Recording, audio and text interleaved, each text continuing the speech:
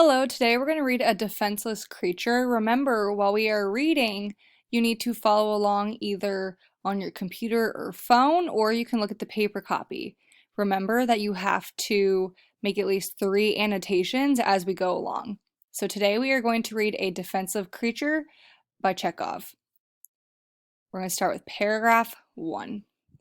In spite of a violent attack of gout, in the night and the nervous exhaustion left by it, Kustanov went in the morning to his office and began punctually seeing the clients at the bank and persons who had come with petitions. He looked languid and exhausted, and spoke in a faint voice hardly above a whisper, as though he were dying. "What can I do for you?" he asked a lady in an antediluvian mantle, whose back view was extremely suggestive of a huge dung beetle.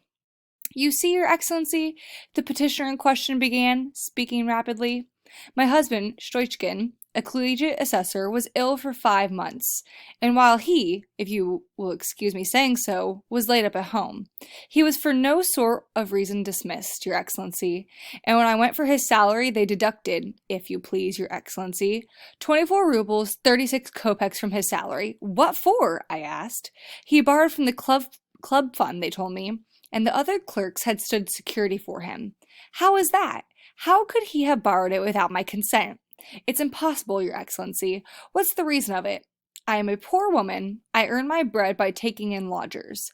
I'm a weak, defenseless woman. I have to put up with my ill usage from everyone and never hear a kind word.'" The petitioner was blinking, and dived into her mantle for her handkerchief. Kustanov took her petition from her and began reading it. "Excuse me, what's this?" he asked, shrugging his shoulders. "I can make nothing of it. Evidently, you've come to the wrong place, madam. Your petition has nothing to do with us at all. You will have to apply to the department in which your husband was employed."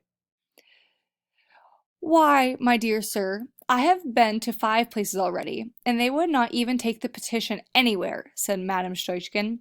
"I'd quite lost my head, but, thank goodness, God bless him for it, my son-in-law, Boris Maitovich, advised me to come to you. You go to Mr. Kustanov, Mamma. He is an influential man. He can do anything for me. Help me, Your Excellency." "We can do nothing for you, Madame Stoichkin. You must understand, your husband served in the Army Medical Department, and our establishment is a purely private commercial undertaking, a bank. Surely you must understand that." Kustanov shrugged his shoulders again and turned to a gentleman in a military uniform with a swollen face. "Your Excellency," piped Madame Stoichkin in a pitiful voice, "I have the doctor's certificate that my husband was ill. Here it is, if you will kindly look at it." "Very good, I believe you," Kustanov said irritably.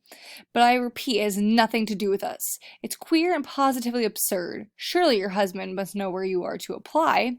"He knows nothing, Your Excellency. He keeps on. 'It's not your business. Get away.' That's all I can get out of him. Whose business is it then? It's I have to keep them all." Kustanov again turned to Madame Stoichkin and began explaining to her the difference between the Army Medical Department and a private bank. She listened attentively, nodded in her token of assent, and said, Yes, I understand, sir. In that case, Your Excellency, tell them to pay me 15 rubles at least.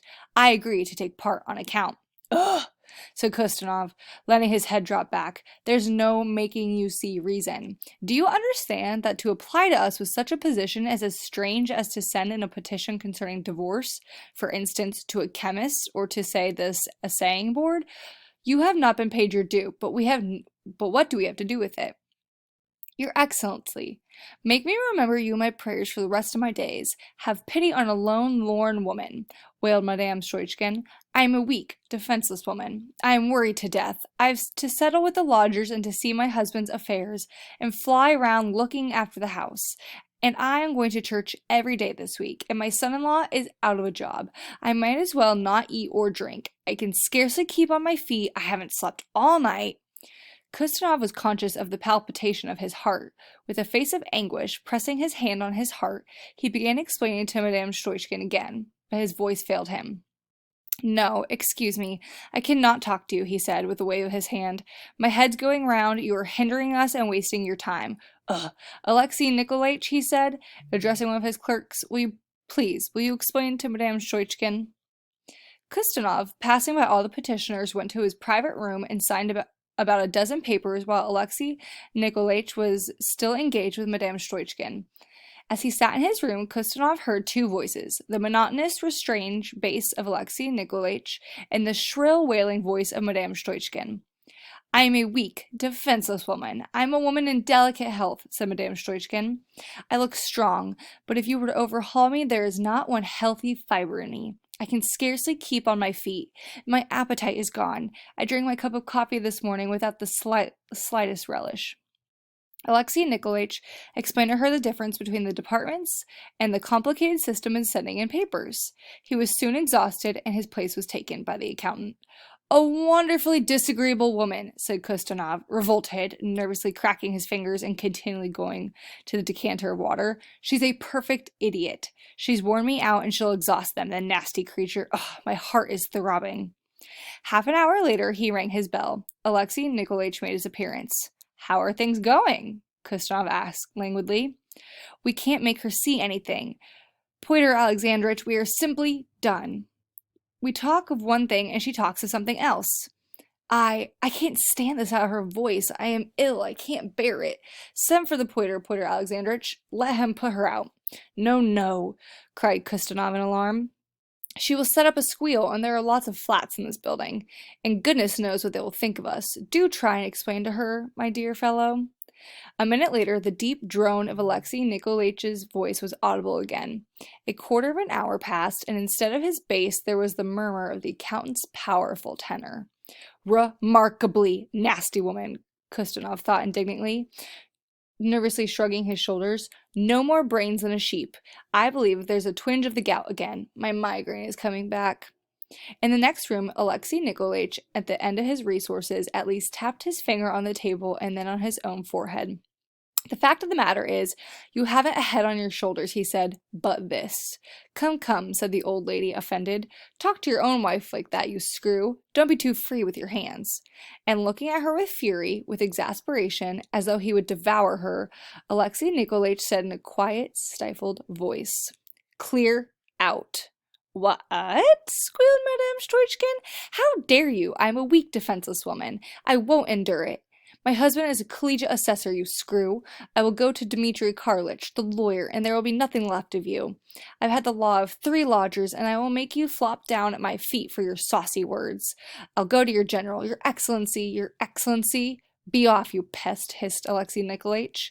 Kustanov opened his door and looked into the office. "What is it?" he asked in a tearful voice. Madame Stoichkin, as red as a crab, was standing in the middle of the room, rolling her eyes and prodding the air with her fingers. The bank clerks were standing round, red in the face too, and, evidently harassed, were looking at each other distractedly. "Your Excellency," cried Madame Stoichkin, pouncing upon Kustanov. "Here, this man, this man," she pointed to Alexei Nikolaich, "tapped himself on the forehead and then tapped the table. You told him to go into my case, and he's jeering at me. I am a weak, defenseless woman. My husband is a collegiate assessor, and I am a major's daughter myself." "Very good, madam," moaned Kustanov. "I will go into it. I will take steps. Go away later." "And when shall I get the money, your Excellency? I need it today." Kustanov passed his trembling hand over his forehead, heaved a sigh, and began explaining again. "Madame, I have told you already, this is a bank, a private commercial establishment. What do you want of us, and do you understand that you are hindering us?" Madame Stoichkin listened to him and sighed. To be sure, she assented. "Only, your Excellency, do me the kindness. Make me pray for you for the rest of my life. Be a father. Protect me. If a medical certificate is not enough, I can produce an affidavit from the police. Tell them to give me the money." Everything began swimming before Kustanov's eyes. He breathed out all the air in his lungs in a prolonged sigh and sank helpless on a chair. "How much do you want?" he asked in a weak voice. 24 rubles and 36 kopecks. Kustanov took his pocketbook out of his pocket, extracted a 25-ruble note, and gave it to Madame Stoichkin. "Take it and go away." Madame Stoichkin wrapped the money up in her handkerchief, put it away, and pursing up her face into a sweet, mincing, even coquettish smile, asked, "Your Excellency, and would it be possible for my husband to get a post again?" I am ill," said Kustanov in a weary voice. "I have dreadful palpitations." When he had driven, Alexei Nikolaich sent Nikita for some loyal drops, and after taking 20 drops each, all the clerks set to work, while Madame Stoichkin stayed another 2 hours in the vestibule, talking to the porter and waiting for Kustanov to return. She came again next day. Okay. Now that we are done reading, you need to answer all 5 text-dependent questions. Question 1, Part A. Which of the following statements best expresses a theme of the story? A. Greed can make people act in strange ways. B. People can use different strengths to get what they want. C. Kindness is wasted on people who do not deserve it. D. Having one's pride is better than having to beg. Question 2, Part B. Which of the following quotes best supports the answer to Part A? A. I've to settle with the lodgers and to see my husband's affairs and fly around looking after the house. I can scarcely keep on my feet. I haven't slept all night. Paragraph 15. B. We can't make her see anything, Pyotr Alexandrovich. We are simply done. We talk of one thing and she talks of something else. Paragraph 24. C. Madame Stoichkin, as red as a crab, was standing in the middle of the room, rolling her eyes and prodding the air with her fingers. Paragraph 39. D. Only, Your Excellency, do me the kindness, make me pray for you for the rest of my life, be a father, protect me. Paragraph 46. Question 3, Part A. What does the word lorn mean most likely as used in paragraph 15? Remember, you can pause this and always go back and reread paragraph 15. A. Miserable. B. Anxious. C. Sick. D. Faithful. Question 4, Part B. Which of the following phrases best supports the answer to Part A? A. Make me remember you in my prayers for the rest of my days. B. I am worried to death. I have to settle with the lodgers. C. And to see my husband's affairs and fly around looking after the house. D. I might as well not eat or drink. I can scarcely keep on my feet. I haven't slept all night. Question 5. How does the story's structure contribute to the development of humor in the passage? Remember to include textual evidence from the story when answering this question. For the discussion questions, there are 3 options. You only need to answer 2 of these. Number 1, who is the protagonist in the story? Who is the antagonist? If you do not know what these words are, Google them, use your phone or computer. Cite evidence from the text and other literature to support your answer. Other literature can be any other story that we have read in class, you have read on your own. 2. What is Chekhov's message in A Defenseless Creature? What does it say about women? What is the author trying to say about the woman in this story? Question 3. What can we learn from comedy? Cite evidence from this text, your own experience, and other literature, art, or history in your answer. This can include movies, okay? So what do we learn from comedy in these things? If you are someone who would like to answer the discussion questions and the text-dependent questions online, you may. You can always go to Google Classroom. Let me pull that up quickly.